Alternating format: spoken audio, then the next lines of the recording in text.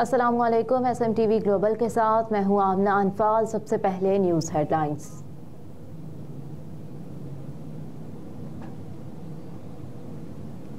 जलाओ घिराव का केस, सनम जावेद के जुडिशल रिमांड में तोसी कर दी गई। लाहौर के इंसदाद दहशतगर्दी की अदालत ने जलाओ घिराव के मुकदमे में तहरीक इंसाफ की रहनुमा सनम जावेद के जुडिशल रिमांड में 13 फरवरी तक की तोसी कर दी। सनम जावेद के खिलाफ थाना मॉडल टाउन पुलिस ने मुकदमा दर्ज कर रखा है।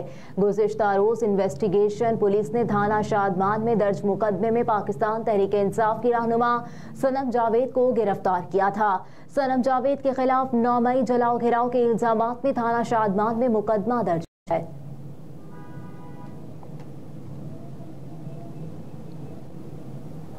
आम इंतखाबात, मुस्लिम कॉन्फ्रेंस का आज़ाद कश्मीर में नून लीग की हिमायत का ऐलान।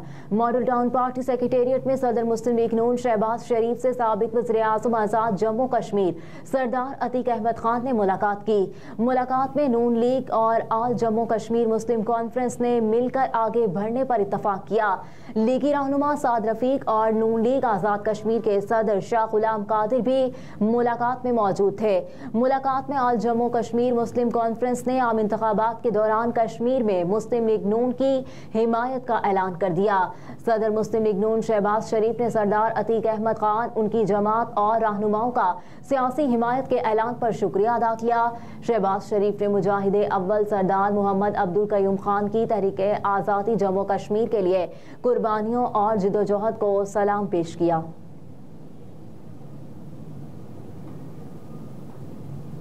रावलपिंडी में chairman Peoples Party Bilawal Bhutto Zardari की सैटेलाइट टाउन में तहरीक निफाज फ़िका जाफरिया पाकिस्तान के हेडक्वार्टर मकतब तशी अली मस्जिद आमद। चेयरमैन बिलावल भुट्टो जरदारी की सरबराह तहरीक निफाज फ़िका जाफरिया पाकिस्तान अलामा आगा सैयद हुसैन मुकद्दसी से मुलाकात हुई। चेयरमैन बिलावल भुट्टो जरदारी को सरबराह तहरीक निफाज फ़िका जाफरिया पाकिस्तान अलामा आगा सैयद हुसैन मुकद्दसी ने आम इंतखाबात में हिमायत की यकीन दहानी करवाई। चेयरमैन बिलावल भुट्टो जरदारी के हमरा पीपल्स पार्टी के सेक्रेटरी जनरल नैयर हुसैन बुखारी भी मौजूद थे।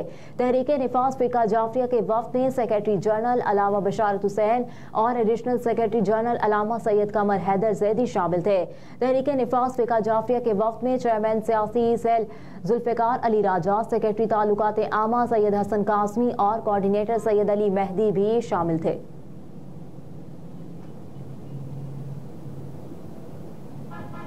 टोबा बिहाड़ी के उम्मीदवारों की कागजात मुस्तरद के होने के बारे में दरखास्तें खारिज कर दी गई। चीफ जस्टिस काजी फाइज ईसा की सरबराही में 3 रुकनी बेंच ने कागजात नामजदगी के खिलाफ दायर दरखास्तों पर समाअत की। दरखास्त गुजारों ने इलेक्शन ट्रिब्यूनल और लाहौर हाई कोर्ट में कागजात नामजदगी मुस्तरद होने पर सुप्रीम कोर्ट से रुजू किया था। इलेक्शन कमीशन के वकील ने दलाइल देते हुए कहा कि इलेक्शन कमीशन ने आम इंतखाबात के लिए खुसूसी बैलेट पेपर तैयार किए। 17,000 से ज्यादा उम्मीदवारों के नाम बैलेट पेपर्स में शामिल है। इंतखाबात के लिए 1500 टन खुसूसी पेपर इंपोर्ट किया गया। बिहाड़ी में पोलिंग के लिए बैलेट पेपर्स छप चुके हैं।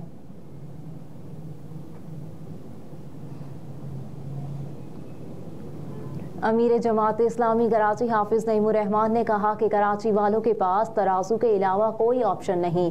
कराची में प्रेस कॉन्फ्रेंस करते हुए हाफिज नईमुर रहमान ने कहा कि पीपल्स पार्टी और MQM इंतखाबी सर्वे में जीरो हैं। बिलावल भुट्टो पंजाब में जाकर तकरीरें कर रहे हैं। कहा कि ये जमातें 35 साल से मुसल्लत हैं, इनको अवाम मुस्तरद कर दें।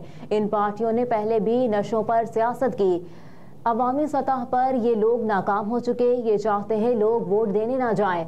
इलेक्शन कमीशन को नोटिस देना चाहिए। हाफिज नईमुर रहमान ने कहा कि डिस्ट्रिक्ट सेंट्रल में जमात इस्लामी ने क्लीन स्वीप किया। औरंगी टाउन में भी मुकम्मल कामयाबी हासिल की। वडेरा सोच कल भी वही थी, आज भी वही है। सिंध के लोग इनके खिलाफ निकले। वोटिंग की शरह कम करने की साजिश हो रही है। ये चाहते हैं लोग वोट ना देने जाएं।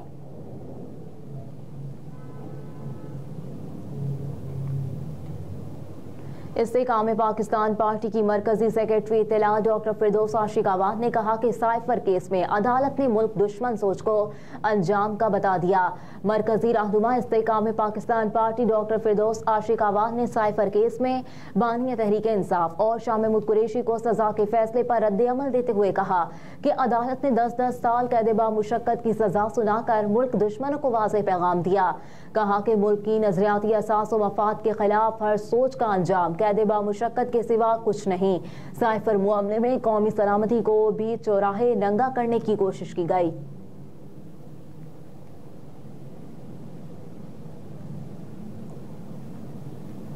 साइफर केस के फैसले पर कारकुन मुश्तइल न हो, कानून हाथ में ना लें। बैरिस्टर गोहर पीटीआई रहनुमा बैरिस्टर गोहर ने इस्लामाबाद कोर्ट में सहाफियों से गुफ्तगू करते हुए कहा कि आइन और कानून तरीकाकार से हटकर केसेस को चलाया जा रहा है। जज साहब ने अपनी तरफ से सवालात किए, हम उनसे क्या तवक्कुआत रखें। बैरिस्टर गोहर ने कहा कि तमाम कारकुनान और पीटीआई से लगाव रखने वाले तहम्मुल का मुजाहरा करें। हमें सुप्रीम कोर्ट और हाई कोर्ट पर एतमाद है। रहनुमा पीटीआई ने यह भी कहा कि हमारी तवज्जो इलेक्शन से हटाने की कोशिश की जा रही है। 8 फरवरी को सबका मुहासिबा होगा।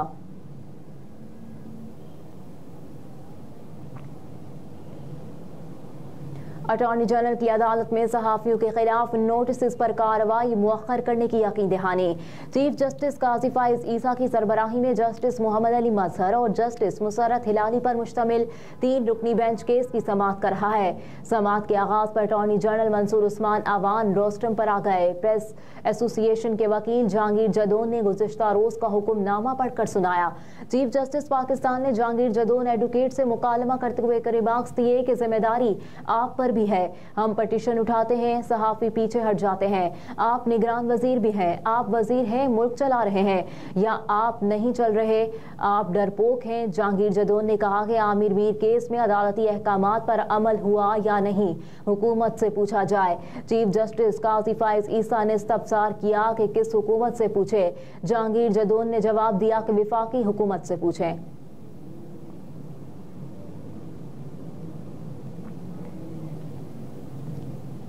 Women T20 ranking top 10 batter में कोई पाकिस्तानी शामिल नहीं। आईसीसी की विमेन T20 रैंकिंग में ऑस्ट्रेलिया की ओपनर बेथ मोनी दोबारा नंबर 1 बैटर बन गई हैं। बेथ मोनी ने साथी खिलाड़ी थालिया मैग्रा से पहली पोजीशन छीनी। आईसीसी की जारी रैंकिंग के तहत टॉप 10 बैटर में कोई पाकिस्तानी खिलाड़ी शामिल नहीं। दूसरी जानिब T20 बॉलर्स में इंग्लैंड की सूफी का पहला नंबर बरकरार, जबकि भारत की दीप्ति शर्मा 1 दर्जे तरक्की के बाद दूसरे नंबर पर आ गई, जबकि पाकिस्तान की सादिया इकबाल 1 दर्जे तरक्की के बाद तीसरे नंबर पर बराजुमान है।